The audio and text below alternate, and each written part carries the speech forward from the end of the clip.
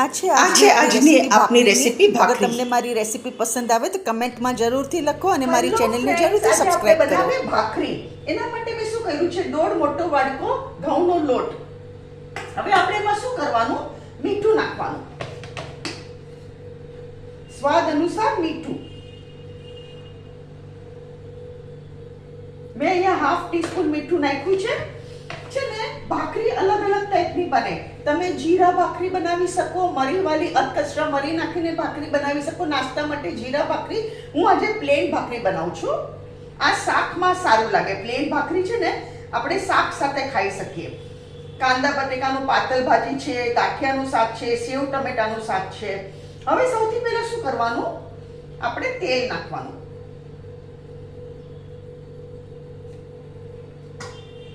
તેલ નાખી અને બધે આવી રીતે ચોપડી દેવાનું.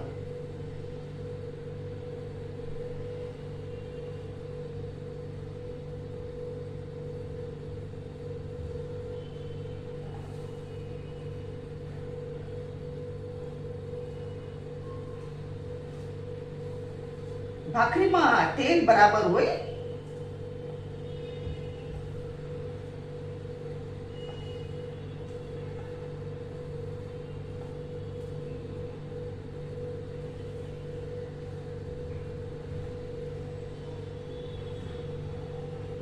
હજુ ને આમાં તેલની જરૂર છે. આ બંધાતો નથી, આમ છૂટો પડે છે. હું તમને બતાવું.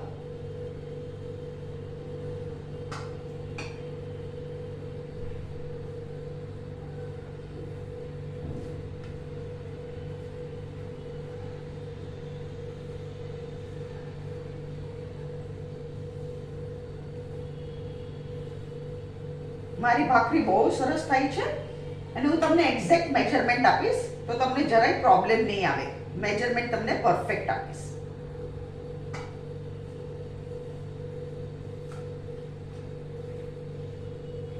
મેજરમેન્ટ કરતા બી તમે છે ને, આપણે બધાના માપ અલગ હોય. તમે કેટલા ઘઉંના લોટનું બનાવો છો તો હું તમને પરફેક્ટ કહી દઉં કેવી રીતે તમારે જોવાનું. જો હવે શું કરવાનું, આને આવી રીતે બંધ કરીને જોવાનું.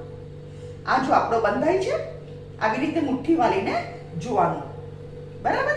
હવે આપણું તેલ પરફેક્ટ છે. હવે આપણે આ પાણી નાખીને થોડો લોટ બાંધે, કઠિન લોટ બાંધવાનો.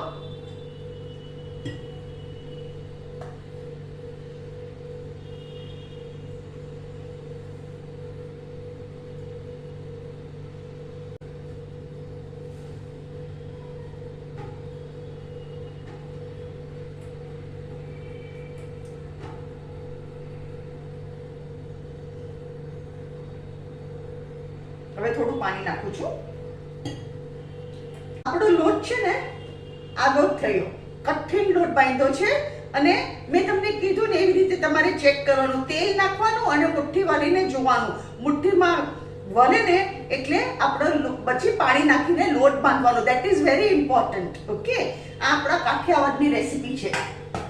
હવે શું કરવાનું, અહીંયા મેં લોખંડની લોઢી ગરમ કરવા મૂકી છે.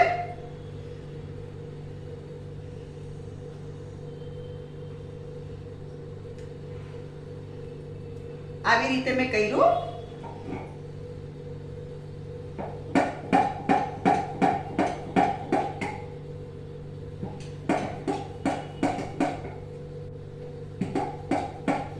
આને બહુ જાડી નહીં અને બહુ પતલી નહીં એવી કરવાની. બહુ જાડી બી ન હોવી જોઈએ, બહુ પતલી બી ન હોવી જોઈએ. અને હવે આવી રીતે જો આમાં ખાડા પાડવાના આવી રીતે વિથ યોર ફિંગર્સ, એટલે ક્રિસ્પી થાય. આ જો આવી રીતે કરવાનું. અને હવે આ લોઢી પર હું મૂકું છું. અને ધીમા તાપે શેકવાનું. એ ખાસ ધ્યાન રાખવાનું, ધીમા તાપે કરવાની.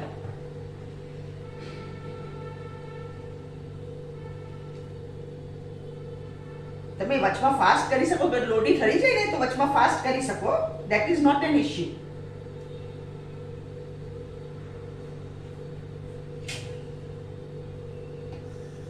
હજી મારી લોઢી ગરમ નથી થઈ એટલે મેં જરા ફાસ્ટ કર્યું છે.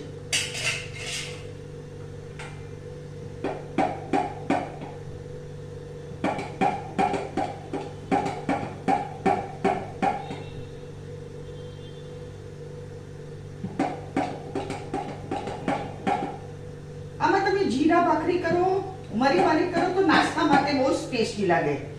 ચા અને ભાખરી, ઇટ ટેસ્ટ ટુ ગુડ.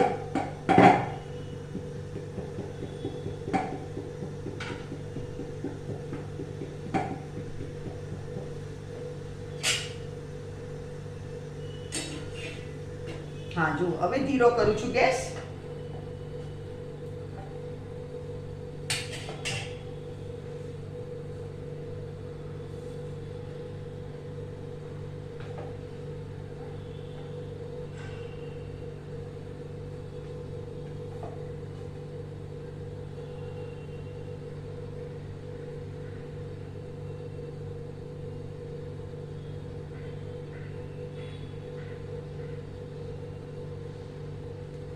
આપણા ગુજરાતીના ઘરમાં તો લગભગ ભાખરી શાક રાતના હોય જ.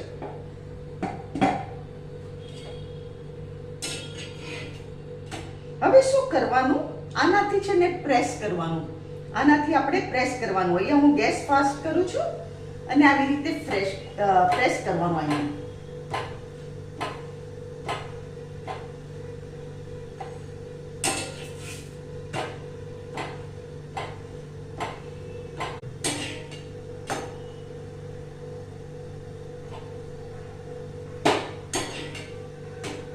હવે અહીંયા હું છે ને આવી રીતે જો આમાં ખાડા પાડવાના. આપણે બીજી ભાખરી મૂકી આના પર અને આના પર ઘી લગાવીએ. ભાખરી કોઈ દિવસ ઘી વગર ન હોય.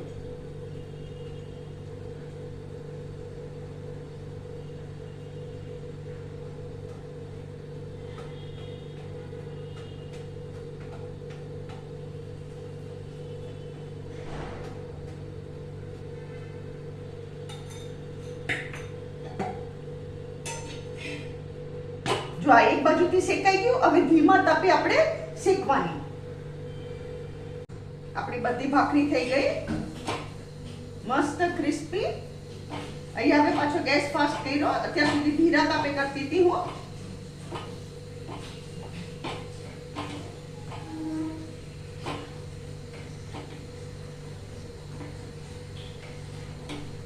આ ગાંઠિયાના શાક સાથે, સેવ ટમાટરના શાક સાથે, આપણા પાથર ભાજી કાંદા બટેટાની, એની સાથે બહુ જ ટેસ્ટી લાગે ભાખરી.